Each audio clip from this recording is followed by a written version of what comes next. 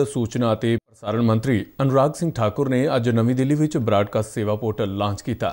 Broadcast ਸੇਵਾ portal सूचना ਅਤੇ ਪ੍ਰਸਾਰਣ ਮੰਤਰਾਲਾ ਦੇ ਲਾਇਸੈਂਸ, ਸਾਰੇ ਤੱਥਾਂ ਨੂੰ ਜ਼ਰੂਰੀ ਇਜਾਜ਼ਤ ਲੈਣ ਲਈ, ਅਰਜ਼ੀਆਂ ਦੇਣ ਅਤੇ ਰਜਿਸਟ੍ਰੇਸ਼ਨ ਵਰਗੇ ਕੰਮਾਂ ਲਈ ਇੱਕੋ ਹੀ ਥਾਂ ਤੇ ਸਾਰੀਆਂ ਸਹੂਲਤਾਂ ਪ੍ਰਦਾਨ ਕਰੇਗਾ। ਇੱਕ ਰਿਪੋर्ट। नवी दिल्ली में हुए एक समागम दौरान सूचना ते प्रसारण मंत्री अनुराग सिंह ठाकुर ने ब्रॉडकास्ट सेवा पोर्टल लॉन्च किया। इस मौके उन्होंने कहा कि डिजिटल इंडिया की कहानी न्यू इंडिया की सब तो वड्डी ते सफल कहानी है। डिजिटल इंडिया की कहानी न्यू इंडिया की सबसे बड़ी और सबसे सफल कहानी है। हम जनधन, आधार, मोबाइल ट्रिनिटी की बात करें, जैम ट्रिनिटी की बात करें या UPI Bhim digital payment systems की बात करें, डिजी लॉकर की बात करें, ये सब कुछ ऐसे प्रयास हैं पिछले कुछ वर्षों में जहां हमने टेक्नोलॉजी का उपयोग और उसके माध्यम से सिस्टम में पारदर्शिता लाने का काम और सिस्टम को और जवाबदेह करने का काम किया है।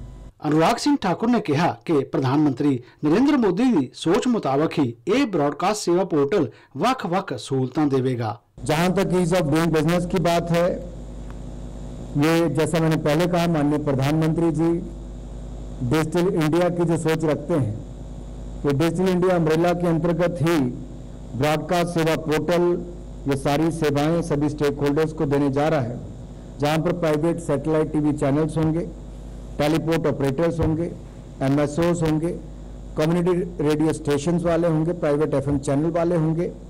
जब इन सबको ये सुविधाएं मिलेंगी तो जो सोच प्रधानमंत्री जी की है कि मिनिमम गवर्नमेंट मैक्सिमम गवर्नेंस, उस दिशा में भी हम आगे बढ़ेंगे। सूचना ते प्रसारण मंत्रालय के सकत्तर अपूर्व चंद्र ने आस प्रगटाई कि हुण ई फाइल नूं तरजीह मिलेगी। जब मैं यहाँ मिनिस्ट्री में आया तो मैंने देखा सबसे मोटी फाइलें जो आती है वो ब्रॉडकास्ट की ही आती है। इतनी मोटी मोटी फाइलें जो कि हमें कमी देखने को मिलती थी मेरी पिछली मिनिस्ट्री में। तो मेरे को अपेक्षा है और मेरे अपने अधिकारियों से यही मेरी गुजारिश रहेगी कि आगे से अब सारा ई फाइल पे आए और ये फाइलों का सिस्टम बंद हो जाए जो मोटी मोटी फाइलें आती है।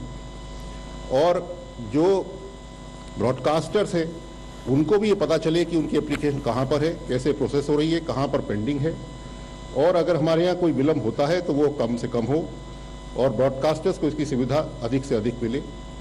आगे हमारी अपेक्षा यही है कि जैसे हमारे यहाँ कुछ सिक्योरिटी क्लियरेंस में समय लगता है या टेलीकॉम से WPC में समय लगता है, तो वो भी इसमें दिखाई देगा। उससे हम इंटीग्रेट कर सकेंगे कि कौन सी एप्लीकेशन कब हमने भेजी WPC को, वहाँ कितने दिन से पेंडिंग है, सैक्फा में कितने दिन से पेंडिंग है और हमारे यहाँ कितने दिन रहा। तो इस सब का भी उसमें हम धीरे धीरे इसको थोड़ा प्रगति करते रहेंगे। इस मौके सूचना ते प्रसारण मंत्रालय के संयुक्त सकत्तर विक्रम सहाय और दूरदर्शन के डायरैक्टर जनरल मयंक अग्रवाल समेत कई होर सीनियर अधिकारी मौजूद सन। ब्यूरो रिपोर्ट, दूरदर्शन समाचार।